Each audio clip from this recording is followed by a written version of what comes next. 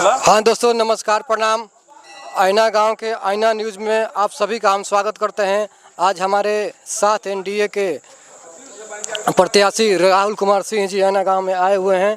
तो इतना सारा लोगों का भीड़ जुटा हुआ है, आइए उनसे हम आपको मिलाते हैं। आइए जुड़िए हमारे साथ, राहुल कुमार सिंह जी लाइव आ चुके हैं। राहुल जी, आईना गांव में आईना न्यूज़ में आपका स्वागत है। बहुत बहुत धन्यवाद।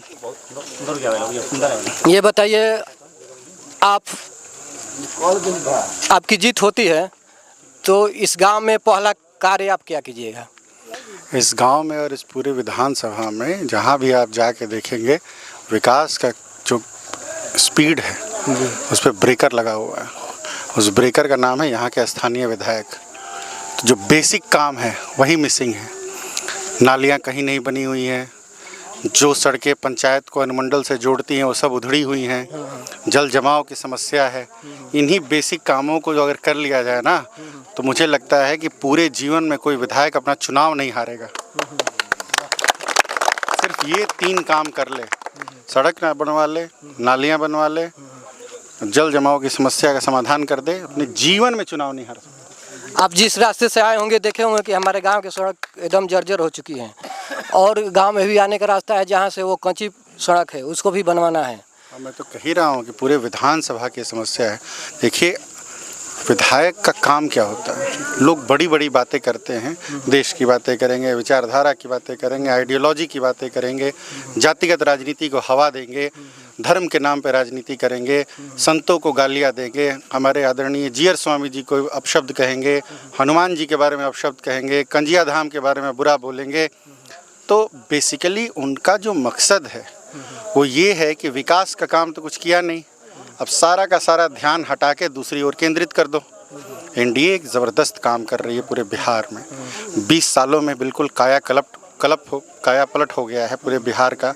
आप कहीं भी चले जाएं, बिहार से बक्सर ज़िले में अभी हम हैं, आप पूर्वी चंपारण चले जाएं, पश्चिमी चंपारण चले जाएं, अररिया, खगड़िया, सुपौल, नेपाल बॉर्डर तक आपको चमचमाती सरसराती सड़कें मिलेंगी।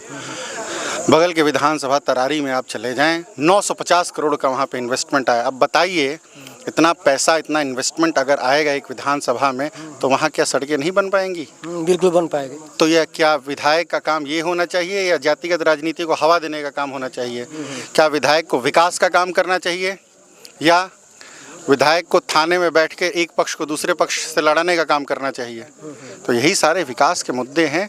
जहाँ तक आपने सड़क की बात कही, मैंने पहले ही कहा, मेरी टॉप प्रायोरिटीज़ में से एक है पंचायत को अनुमंडल से जोड़ने वाली सभी सड़कें अच्छी होने चाहिए।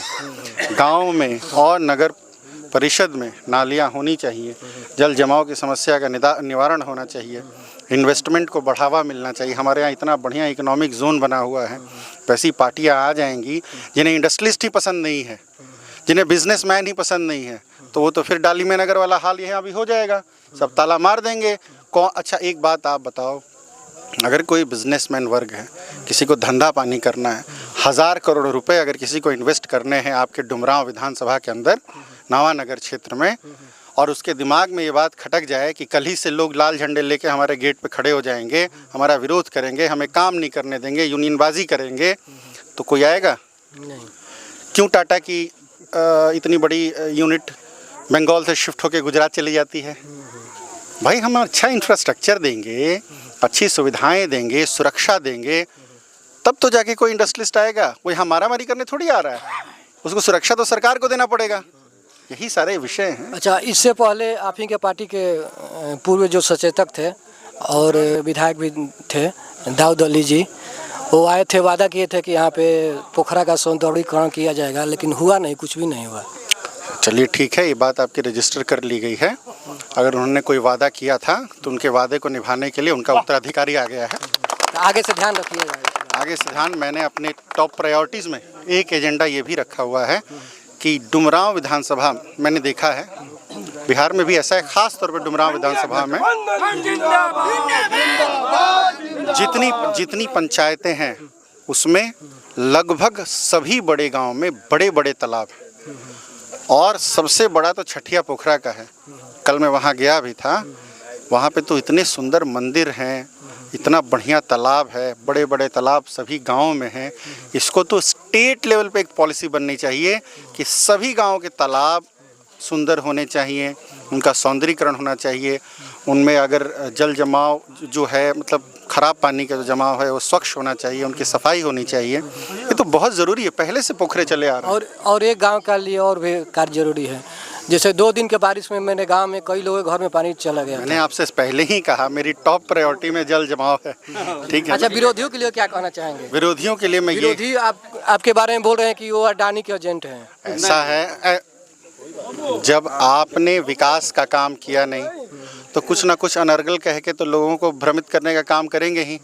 देखिए सीधी सी बात है, हाँ सीधी सी बात है, जनता ने अपना मन बना लिया है। जनता युग पुरुष के साथ है, हमारे आदरणीय नीतीश जी, और जनता इस सदी के सबसे बेहतरीन प्रधानमंत्री के साथ है, आदरणीय श्री नरेंद्र मोदी जी। मैं उनका प्रतिनिधि हूँ। जनता मुझे सर आंखों पे बिठाएगी, कंधे पे बिठाएगी।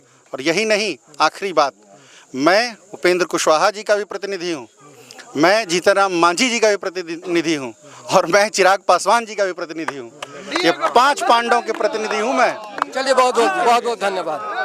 तो बात अभी आप देख रहे थे, हमारे साथ राहुल सिंह जी जुड़े हुए थे। बोलिए कुछ। लाइव है भाई, ये पत्रकार महोदय जी, लगे थोड़ा हम स्टेटमेंट दे रहे हैं। क्या कहना चाहते हैं? यहाँ जुटे हुए मैं तमाम लोगों का हार्दिक अभिनंदन स्वागत करता हूँ।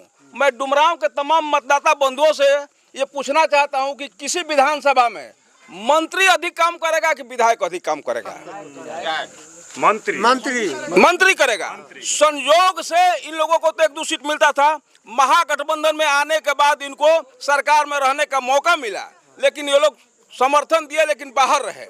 अगर ये लोग सरकार के साथ रहते तो आज डुमरांव का विधायक मंत्री बनता, हमारे डुमरांव विधानसभा के क्षेत्र का विकास होता। लेकिन ये लोग आजीवन कभी सरकार के साथ नहीं जाएंगे। ये लोग आंदोलनकारी नहीं है, ये लोग विनाशकारी हैं। इसलिए अगर हमारा प्रत्याशी राहुल सिंह जीतता है तो जाकर के बिहार सरकार में मंत्री बनेगा और डुमरांव का स्वर्गीय विकास होगा। इतना ही कहकर मैं जदयू जिंदाबाद, एनडीए गठबंधन जिंदाबाद।